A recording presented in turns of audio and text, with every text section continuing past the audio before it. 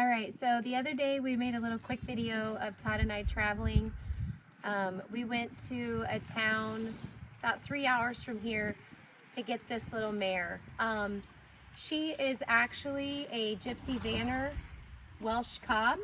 So she is not a rescue case. She's actually for our personal farm. We plan to handle her, desensitize her, get her broke to ride for our kids and our daughters to ride, possibly show whenever they get a little bit bigger. So, but I wanted to share with everybody this sweet little girl. Her name is Night's Mist, and she is gonna also be known as Misty on our farm. So she's a really sweet girl, but she's very, very skittish, very shy. So far, I can't catch her, but Todd can. So we've been keeping score of who can catch which horse around here. So it's been pretty fun. I can catch Jasper and he can't very well. So anyway, just throwing that out there.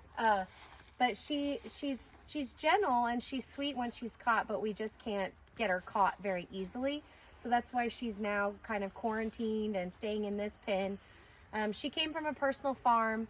The situation wasn't like she was in dire need or at auction. She's not hurt real bad. She has not major, everything is now comparable to Boaz in my mind. So it's not major, but she does have hoof care that needs to take place. We've got to get her gentle down, tamed down where we can get her feet trimmed really good. They are long, overgrown, bad angles, all that good stuff. And Todd can zoom in and kind of show you the really cool thing. I don't know how many of you guys are familiar with Gypsy Vanners and or Welsh Cobs, but they have these super cool things called feathers on their legs. And you know, like other breeds call them fetlocks. They're not the same.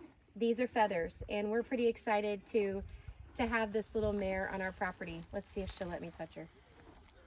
Ooh, there we go. That's progress. She's yet to let me do this, so this is nice. But we're just working with her really slow.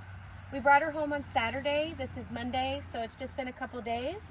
And she's already letting us just come up to her and those types of things, like just hang out with her so she's not scared and afraid. She does have a little bit of head shyness, which makes me curious if one of her handlers was a little bit harder on her than needed to be, but we're not worried about it, and we'll get her taken care of and tamed, handled well, and calm and gentle and broke to ride. The thing I wanted to do is I wanted to share with you guys what happens to a lot of horses. For instance, like this little pony mare. She's not a pony. Let me rephrase that. She is not a pony.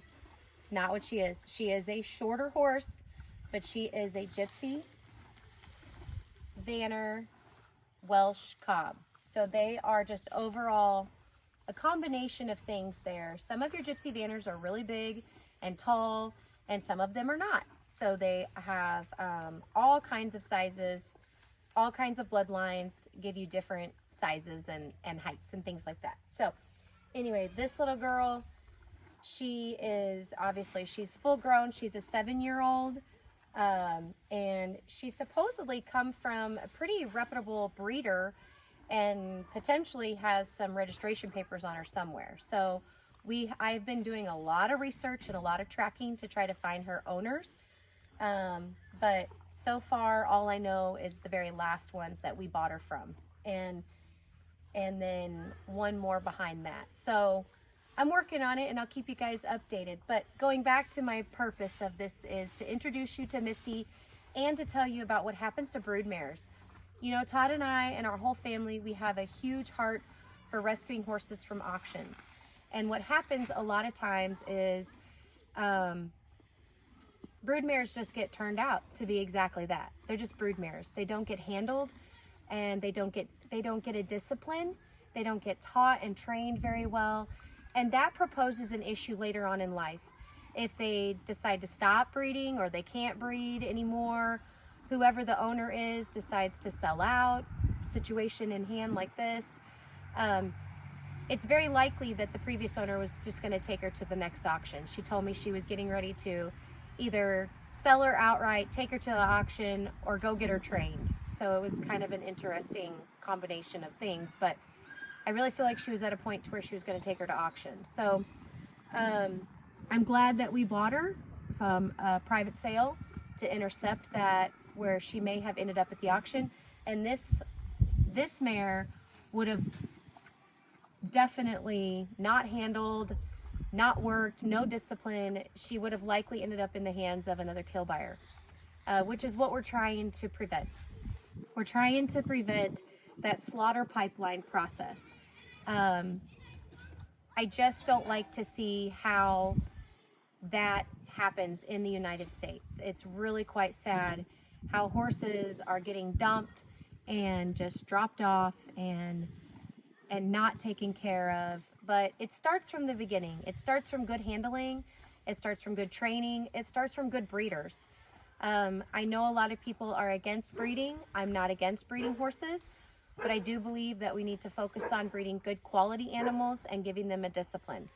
So Todd and I feel like what we're doing here is not only rescuing them from a poor situation, but also rescuing them from ever being put back into that situation. So there's a little bit about us. I actually have been getting lots of comments from people wanting to get information or know more about us. And I don't spend a lot of time doing that because, as you can hear, my kids are screaming in the background and there's a lot going on as always.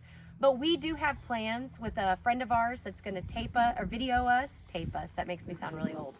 But they're going to video us, and we're going to do like an interview session so everyone can get to know who the Elrods are and why we're here and what we're doing and how this got started. It started a long time ago for me, and I'm really thankful that God placed this in our heart. My heart and our heart, the whole family. But that went way off subject. Again, this is Misty, and we're excited for Misty. We're excited to get her trained. And, you know, there is a possibility that if we find out she is registered, we find out that she has good quality bloodlines, that we will breed her. But that doesn't change the fact that she will continue to be rehabbed and retrained here on our farm. All right, so some really great news. I'm standing here in front of Misty, which I just did a video about, and I'll upload that tonight. But we had someone adopt our Colorado. That was hard. He's the second horse that we've been able to adopt out. Fortunately, he is going to people that I can stay in contact with. I spoke to her the next day. We text, and this is an older couple. They are not fans of social media, so I wasn't able to get an interview and or a picture of them, which is understandably so. So I'm respecting their privacy, but very confident that they are going to take great care of him. They've actually rescued a couple of horses in the past themselves, found horses in a tough situation and nursed and worked and helped them through that. So they were excited to work with any and all of Colorado's health conditions that we said we felt like he had. He clicked with them. They rode him here. It just worked out really, really well. So Colorado is off. He's in a new location. He's got a new zip code and a new name. His new name is Cody. They felt like Colorado was a little too long and they liked the name Cody. So Colorado is now Cody, and he's doing wonderful. She did text me or call me the very next day, and she said, hey, you know that story you were telling me about how Colorado and Sombra got out and you think the kids left the gate open? Well, I don't think so, because Colorado Cody had gotten his gate open at their new farm and made his way out to the pasture to meet all of her horses. So she was pretty excited about that they were able to bond and connect quickly. He just got along with them. There wasn't any issues. There wasn't a big blow up and like a pecking order deal. So it was all pretty chill and easy going. But I wanted to give this follow-up video about Colorado. I'm trying really hard not to cry. It was hard to let him go. We really liked him. He's a good horse, and I am confident that he's gone to a good home. And I have a buyback program.